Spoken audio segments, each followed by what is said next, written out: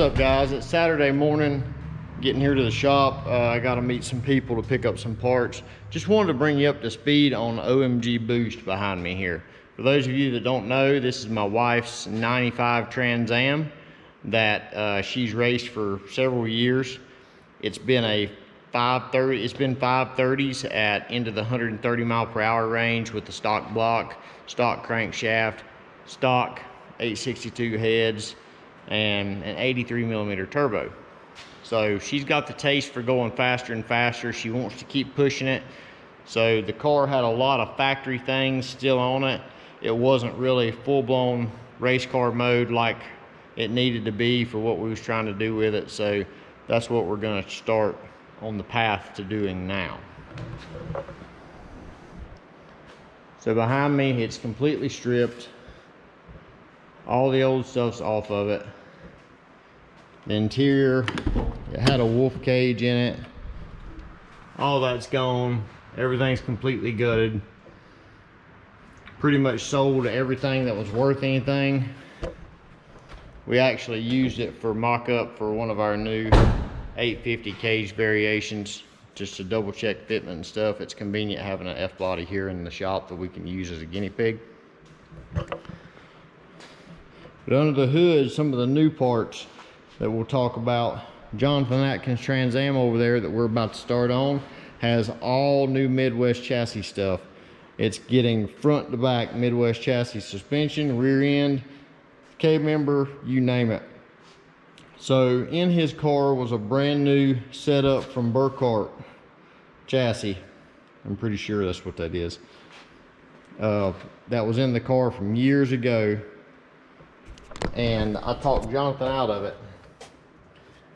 Told him to do some trading on the work on the car if I could just unbolt this whole setup and put it in OMG Boost here. So we have AFCOs, we've got strange brakes, we've got manual rack, we've got the tubular K-member, the whole deal, and the steering column. So that worked out for me where I didn't have to buy all that stuff separate. It could just be a package deal. We literally unbolted it from his car and put it in this car.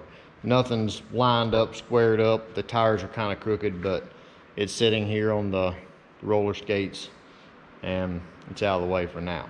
So that's one upgrade that we've done to the car. Now we're gonna go over here, I'm gonna set the camera up and I'm gonna talk about the other things that we have purchased with the money we got out of her turbo setup. Now, if you'll remember in one of the previous videos, I had a customer bought everything from the fuel tank, fuel pump in the back, lines, all the way up, the entire turbo system, the intake, the injectors, basically bought the whole setup and is gonna transfer it into another stick shift car. And it's rare that you see somebody be able to use the whole setup like that. But I was fortunate that I had somebody offer me a decent amount of money for everything just to save them a lot of work on a proven combo that we already knew what power it made. We already knew pretty much everything about it. And I even sold them, well, I didn't sell it to him, but I give him one of the tune files to get him started out of the Fuel Tech, because he's also running the FT500, so he could literally just import the file into his Fuel Tech EFI system and the car would fire up and he could probably go to the track and at least get a baseline run or two out of that tune-up that was in that car and just tweak it, because obviously it's not an auto car. So I'm gonna set up the camera and I'm gonna talk about these really nice parts that we've got started for this build, and I'll talk about kind of what motor we're going to go with and everything else. So the first set of parts we're going to talk about is the intake. We wanted to go all out with this setup, so first thing we started out with is the Tick Performance billet elbow with the burst panel. This is a weld together kit, comes with your two halves. Put them together. A nice Tick insignia there on the side. burst panel plate on the side, black anodized. Comes with I think there's a couple plates in here, maybe there's just one. Gasket, studs, all that. You got your weld plates for your intake. These are it's a sandwich plate. It's got an O-ring inside of it. So what you will do with this intake, turns it into a lot bigger opening, obviously. You machine the intake down, weld this on, and this becomes your new top to the intake. And this is only for your bigger intakes like this one I'm about to tell you about, because obviously your smaller single plane intakes, this is going to way overshoot what the intake is. I've seen a couple that Matt has done. He actually welded the front of them and built them back up to where he could actually use this. So if that's your plan to use it on a smaller intake, that's what you're going to have to do. Also comes with a throttle body weld flange. Go in the front of there. See if it don't fall apart. That is just awesome looking setup. It really sets off the top of the intake. The intake we have, by the way, Tick Performance has this on their website. I think it's around $950 for this whole kit, so make sure to check it out. The intake, we have the CID 4.5. This is a beast of an intake. Sure, we're gonna have to cut plenty of stuff out, which the cow's gonna get cut out on her car anyway, so we won't have to worry about that. But basically with this is gonna be machined down almost to where it's level here. We're just gonna take about an inch off of this, put it in a mill, you know, get the stuff off of it. But pretty well comes to the outside of these, so it has to be machined all the way down where you can weld around that. So pretty much to the bottom of that little gusset there. Big, huge fuel rails for the alcohol. Probably overkill, but this is just a nice intake setup. So moving on, get this out of the way.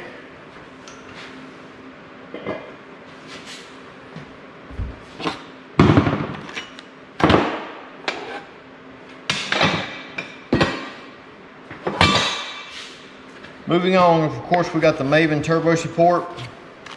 We use this on everything. I'll just show you a little unboxing of one of these. It's gonna come with your hardware, your 2 bolts. It's gonna come in a little bag here. You got your Chinese finger trap your kids can play with.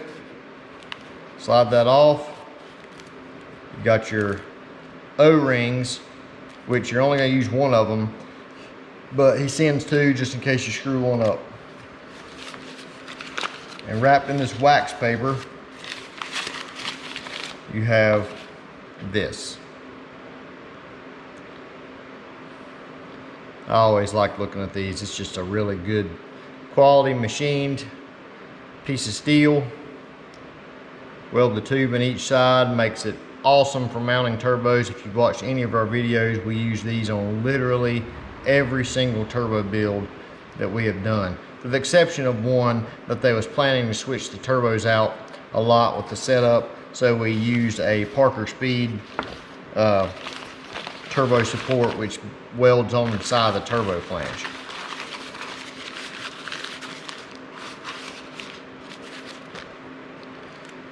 I'm not going to try to put that back in that finger trap. Just going to put it back in the box there. All right, next.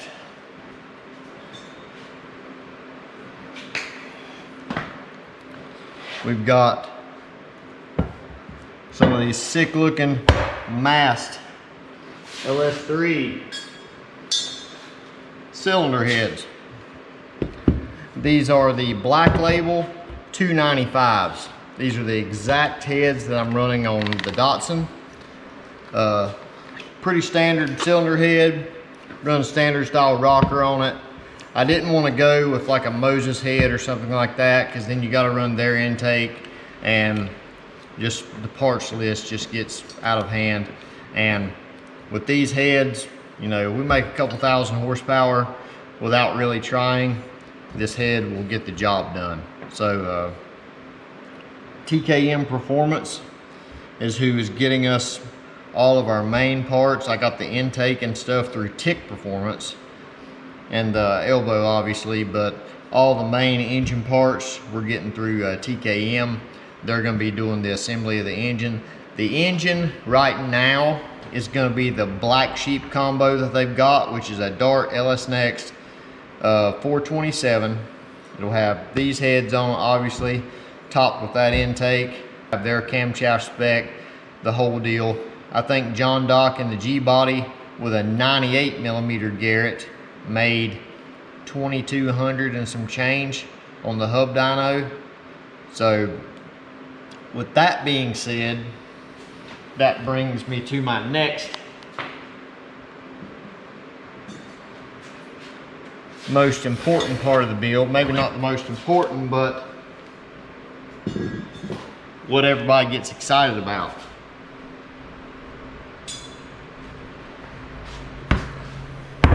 Sucker's heavy. We have the Forced Inductions GTR 107mm monster of a turbo here. This also has the Gen 2 turbine, which is 116mm. So with that being said, we're not going to run out of turbo for anything that we do with this car. This turbo, I think Jose said, has made upwards of 2,700 wheel horsepower on a small block. So definitely the icing on the cake with this. I know we had Bullseye on there before. Great company. Their turbos done awesome for her car. We actually had 2 of their turbos on her car. I've had 2 of their turbos on my personal car, and I have their 104mm that is going on that is on the Datsun right now. So just, I'm the type, I kind of like to branch out, and I've dealt with Jose some in the past too, got some stuff from him, so wanted to try one of his large frame turbos on her car. So we've got Bullseye on mine, Forced Inductions on hers. So both great companies, great guys, Jose and Bill at Bullseye. You know, great guys to deal with. I've never had any problem out of either one of them. So if you're looking for a turbocharger, either one of those guys would be great to deal with. But this thing, we opted for the black Forced Inductions powder coated compressor. Probably the rest of the stuff we might get some polishing done or different things. We'll just see how it goes, but just a really nice looking unit here, and we will not have any trouble making the power with it. So that about wraps it up for our part list that we've got so far for the car. We've got some, like I said, the engine block we've already purchased through TKM. They're going to handle all the engine assembly, but Dart is pretty back ordered on their engine blocks, so they already had one there. I wanted just to pay for it and get secured, write her name on it. So on my engine, the parts are also back ordered.